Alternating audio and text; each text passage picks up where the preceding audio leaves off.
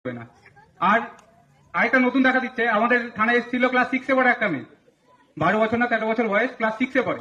মেয়েটার মায়ের মোবাইলে ইনস্টাগ্রাম করে। ইনস্টাগ্রাম শুনেছেন, বাচ্চারা ছোটরা করে, বড়রা অনেকে শোনেনি, ইনস্টাগ্রাম করে। মেয়েটাকে একটা অ্যাকাউন্ট থেকে ফ্রেন্ড রিকোয়েস্ট এসছে, নাম বান্ধবীর নাম করে একটা রিকোয়েস্ট এসছে, বন্ধু এসছে। এবার সেটাকে কি করেছে, একসেপ্ট করেছে, যে আমার বান্ধবী তো আমাকে ফ্রেন্ড রিকোয়েস্ট পাঠিয়েছে, আমি এটা একসেপ্ট করি। দিয়ে বান্ধবীর সাথে কথা বলছে, দিয়ে কিছুক্ষণ পর ভিডিও কল করেছে। তো মেয়েটা ভিডিও কল ধরেছে, যে বান্ধবী আমাকে ভিডিও কল করছে, আমি ভিডিও কলটা ধরি।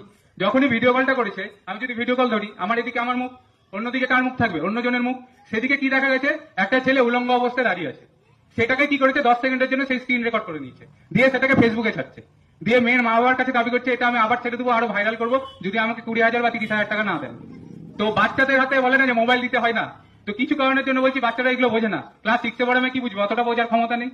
যে 10 সেকেন্ডে যদি ভিডিও হয়ে যায়, মুখটা যদি এদিকে থাকে, অন্যদিকে যদি কোনো একটা বাজে ছবি থাকে, সেটাতে সবারই সম্মানহানি হয়, সে ছোট হোক বা বড়।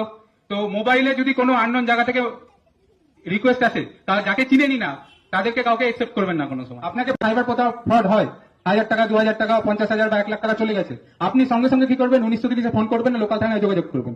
কারণ যত